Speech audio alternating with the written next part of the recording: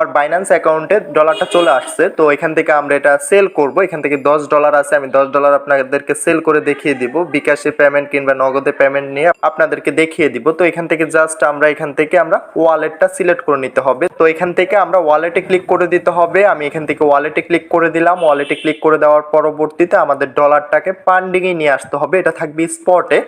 তো এটা এখন বর্তমানে আছে স্পটে। আমরা যেহেতু এটা সেল করব তার জন্য এটা পান্ডিংয়ে নিয়ে আসতে হবে। তো এটা কি করে আনবেন, এখান থেকে আমরা স্পটে ক্লিক করে দিব। তো আমি যেহেতু স্পটে ক্লিক করে দিলাম, এই যে দেখেন ডলারটা এখানে শো করতেছে।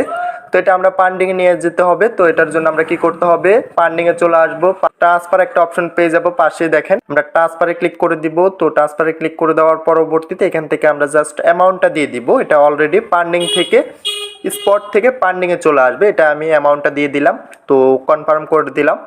এই যে দেখেন এটা স্পট থেকে এখন চলে আসছে আমাদের পান্ডিংয়ে। তো অবশ্যই আমরা এটা ডলারটা সেল করতে হলে আমাদের ডলারটা পান্ডিংয়ে থাকতে হবে, পান্ডিংয়ে নিয়ে আসতে হবে।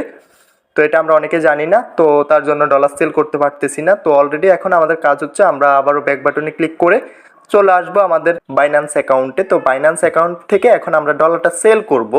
তো ডলার